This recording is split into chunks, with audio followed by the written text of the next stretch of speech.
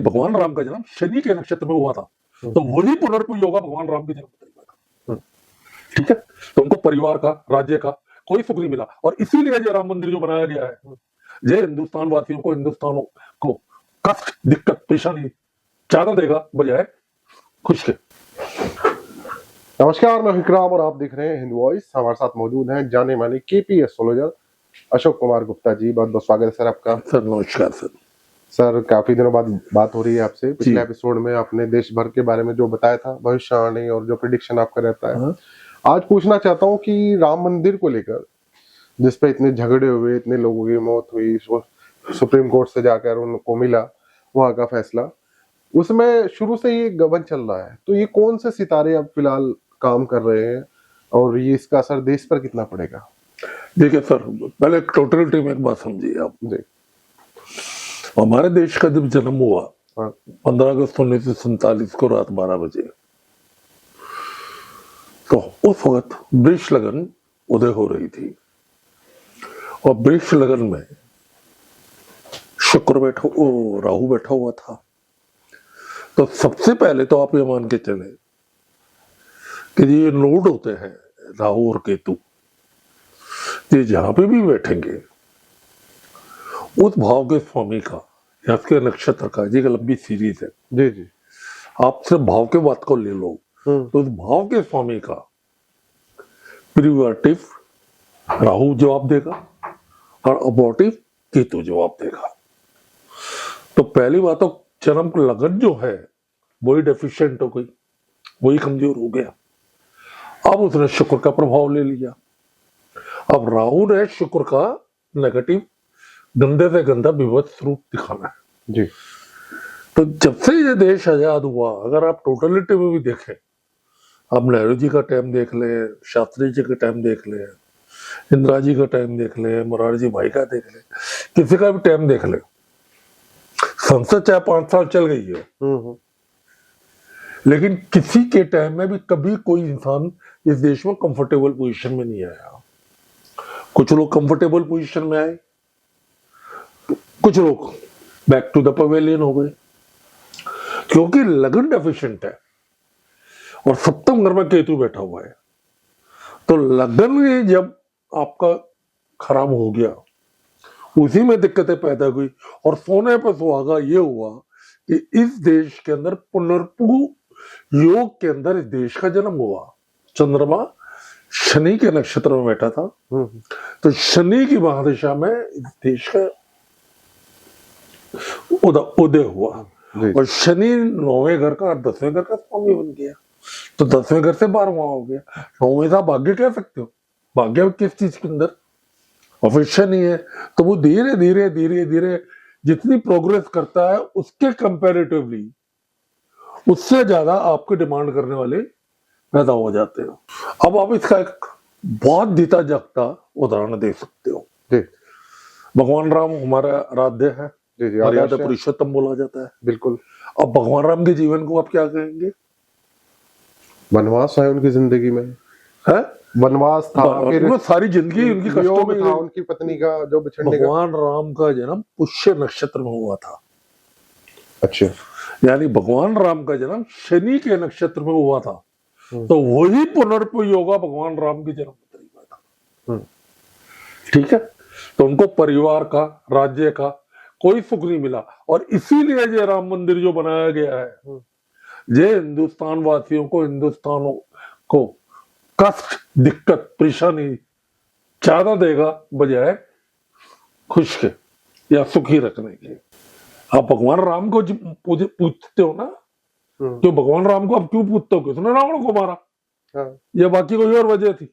भाई उन्होंने अपना स्त्री का त्याग किया, शासन का त्याग किया, जंगल में चले गए, घूमते रहे, रावण को ही मारा ना उन्होंने। बच्चे भी बाद में मिले। हाँ, तो उनको क्या सुख मिला? उनको कोई सुख नहीं मिला। उनकी जिंदगी में उतार चढ़ाव तो रहा, उतार चढ़ाव रहा, कहाँ उतार रहा हर जगह पे। वो स्ट्रगल ही करते रहे, वो जिंदगी भर स्ट्रगल ही करते रहे। भाई पुनर्पु दोष तो उनकी जन्मपत्री में भी था। तो ये कहना चाहिए राम मंदिर की कब असर उन पर रहेगा? राम मंदिर का ये राम मंदिर का निर्माण ही गलत है। अच्छा, जब से राम मंदिर का इश्यू शुरू हुआ है ना, जब अडवाणी जी ने जब से शुरू किया है, आप बताओ ना, यहाँ देश के अंदर पूरी शांति आपने कब देखी भाई? 2002 के अंदर गोधरा कांड हो गया, 2001 में जो से 20 साल में हुआ। मनमोहन सिंह जी ने देश को सुधारने की बहुत कोशिश करी, कितनी तरक्की हुई है भाई, आम आदमी को कितना जीवन यापन, कितना। लेकिन जनता तो खुद चुन रही है ना भाई जनता को बात तो, अब जनता ध्यान पड़ा, जनता तो 5 किलो अनाज में बिक रही है भाई, उसको तो जो रोटी दे रहा है, जो राशन दे रहा है। हम सबसे ज्यादा कामचोर आदमी है दुनिया के अंदर, हम ईस्टर्न साइड में हैं जी जी। और ईस्टर्न साइड के आप 5-6 देशों को उठा के देख लो, तो साउथ ईस्ट एशिया में इंडिया को देख लो, पाकिस्तान को देख लो, नेपाल को देख लो, बांग्लादेश को देख लो, म्यांमार को देख लो, किसके अंदर सुख शांति और तरक्की वाला देश कह सकता है? कौन से देश को आप कह सकते हो आप वेस्टर्न का मुकाबला कर रहा है? हम 5 मिलके भी नहीं कर सकते ना जी जी। क्योंकि हम लोग होगा, सबका जन्म पूरी निश्चय नक्षत्र में, हम पोंगा पंडितों में ज्यादा रहेंगे, तरक्की की तरफ कभी नहीं बढ़ेंगे, ठीक है, जया मान के चलिए। तो इसीलिए अभी जैसे राम मंदिर के अंदर जो चंदा था उसका घोटाला पकड़ा गया, जो तो बस घोटाले पता नहीं कितने पकड़े जाएंगे। पिछले 10 साल में 12 साल में देश में घोटाले ही हो रहे हैं।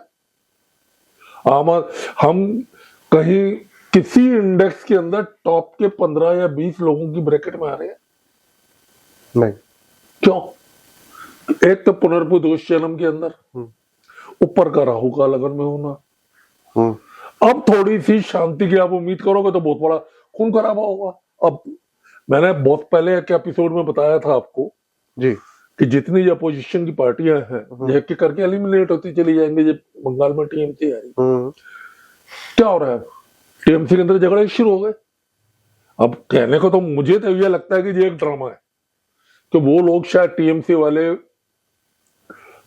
कुछ दिखा के जब हम बीजेपी में जा रहे हैं तो अपनी जान बचा रहे हैं। हाँ, अपनी जान बचा रहे हैं, कुछ ना कुछ तो किया होगा ना, जो भी एक स्ट्रेटेजी। वो जुपिटर है भाई साहब, मंगल की महादशा में जुपिटर चल रहा है। जुपिटर विजडम का प्लेनेट है, ठीक है, तो उसने विजडम दिया, उसने एक नेगेटिव प्ले कर दिया। अभी तक पार्टी ना टूटी है ना उसमें मर्ज हुई है, सिर्फ एक मुंह जवानी जमा कर चल रहा है। ये सब चल रहा है। इसके अलावा राम मंदिर का और क्या क्या असर पड़ेगा ये बताइए? पार्टी में टूट पड़े, विपक्ष दब रहा है। नहीं, अब मंगल आया ना भाई साहब, तो राम उसने जो मंगल से पहले चंद्रमा ने पुनर्पुदोष में जो करना था वो कर दिया। जो मेन पुनर्पुदोष जो जन्म के समय था नेशन के, वो 2014 में शुरू हुआ जी। तो आने से पहले अन्ना जी को ले आया था वो बेड़ा गर्क करने के लिए। अब 2024 के अंदर दंड पड़ा है दोबारा से। अब कहने के लिए तो अब देश में बहुत कुछ हो रहा है, लेकिन आप देश में कुछ लोगों को छोड़ के, मेरा मानना यह है कि आप पार्लियामेंटेरियन को छोड़ दो, IAS IPS को छोड़ दो, जो ग्रुप ए सर्विसेज के लोग हैं, बाकी कौन सा आदमी आपको सुखी नजर आ रहा है भाई? जी, कोई सुखी नजर नहीं आ रहा। लेकिन क्योंकि मंगल 12वें घर का स्वामी भी है, ये ध्यान रखिए आप, और बृहस्पति अष्टम घर का भी स्वामी है। तो एक बहुत बड़ा तूफान आएगा और ये सारा कुछ वॉश आउट होता चला जाएगा और स्थिति में परिवर्तन होने वाला है। मेरा अपना मानना, मैं मार्च अप्रैल पिछले महीने से लेके चल रहा हूँ बहुत सालों से, कि मार्च अप्रैल में बहुत बड़ा परिवर्तन होगा। वो परिवर्तन मुझे अब के पार्लियामेंट्री सेशन, जो विंटर सेशन आएगा, उसके अंदर नजर आने लग जाएगा, मानसून सत्र में जी। वो परिवर्तन नजर आने लग जाएगा, पार्टियां टूटेंगी, मर्ज होंगी, कांग्रेस दिन पे दिन स्ट्रांग होती चली जाएगी। और अब विपक्ष की जितने भी दल हैं, छोटे छोटे दल हैं, उसमें से मुझे लगता है ध्रुवीकरण बचा नहीं पाएगा। अब कोई रास्ता ही नहीं है भाई उनके पास। अच्छा, अब कोई रास्ता ही नहीं है। अब तो आखिरी में जाके यही होना, भैया एक साइड वोट डाल दो, 15 साइड वोट डालना ही नहीं है आपको। और वो इंडिकेशन लास्ट टाइम मैंने आपको दिया था, वो में नजर आने लगा है। उद्धव ठाकरे की पार्टी भी मर्ज करने को तैयार हो रही है, एनसीपी भी बात कर रही है, ममता की भी कहानी चल रही है, टीडीपी की कहानी, उसकी डीएमके की कहानियां चल रही है। तो ये बहुत बड़ा ध्रुवीकरण होना ही होना है, ठीक। और कोई बड़ी बात नहीं है, तो क्या पता बीजेपी में ही दो फाड़ हो जाए, कि बीजेपी में इंटरनली लोग सुखी नहीं है, वो कहने को मंत्री है, ये भी हो सकता है, ये आप कह रहे हैं। जी। वो कहने के लिए मंत्री है, लेकिन मंत्रालय तो पीएमओ से चल रहा है और प्रधानमंत्री जी है नहीं। और प्रधानमंत्री जी पब्लिक लाइफ के लायक बच्चे नहीं है। वो तो 7 लेयर प्रोटेक्शन के अंदर खड़े होकर इससे जो माइक के सामने आप कुछ भी बोलते जाओ। एक सवाल मेरा आखिरी है सर आपसे, पीएमओ कभी किसी चीज में डायरेक्ट इन्वॉल्व नहीं होता, लेकिन देखा जा रहा है अयोध्या वाले मामले में, क्योंकि मोदी जी कहते शाख दांव पे लगी थी और एक गबन हुआ, तो वहां से नृपेंद्र मिश्रा को भेजा गया है, तो इसके पीछे आप क्या मानते हैं? अरे भैया बुरी हालत है पीएमओ के अंदर। वो अपना बचाव करने के चक्कर के अंदर नुकसान पर नुकसान किए जा रहे हैं। पहली बात तो पॉजिटिवली कुछ बोलने के लिए उनका है ही नहीं। भाई हमने करा क्या है? वो तो सिर्फ आप शिकायतें करते रहो, लेकिन मोदी या जी मुझे गाली बकते रहो, इसके अलावा कुछ हो रहा है क्या? यानी मोदी जी मान रहे उनकी शाख पे दाग लगा है। और उन्होंने पहली बार अगर पीएमओ से एक आदमी निकल के गया तो वो जाके बीजेपी को और मोदी जी का भयंकर नुकसान कराया भाई। अच्छा। जो बात आम आदमी को समझ में नहीं आनी थी वो लोगों की समझ में आने लग गई। अब इनके लिए क्या बेस्ट कोर्स ऑफ एक्शन होना चाहिए था वो ये जानते हैं, या इनके माइंड में प्लानिंग क्या है, लेकिन वो प्लानिंग कोई चलने वाली नहीं। एक्सपोजर तो कंप्लीट हो चुका है, यानी जनता के सामने सच आ चुका है। लेकिन सिर्फ जनता को अब हौसला करने की जरूरत है कि भाई हम 5 किलो राशन या एक पौवे के चक्कर में ना रहे। यूपी चुनाव पे इसका क्या असर पड़ सकता है जी आने वाले वक्त में? मैं आगे भी करूंगा, अभी काफी टाइम है। नहीं अभी मैंने सर मैं को आप मेरे से इंटरव्यू लिए होते हो तो मैं उस टाइम तक की जो स्थिति पड़ी देखी होती है वो बता देता हूँ। ठीक है सर, शुक्रिया। फिलहाल आज के लिए इतना ही था। काफी अच्छे से इन्होंने जवाब दिया, तो आप लोग कमेंट जरूर कीजिएगा। एक कमेंट, एक लाइक, एक शेयर आपका फर्ज है, इसको जरूर कीजिएगा। और अगले एपिसोड में फिर आपसे मुलाकात होगी, तब तक के लिए दीजिए इजाजत। शुक्रिया सर। नमस्कार सर।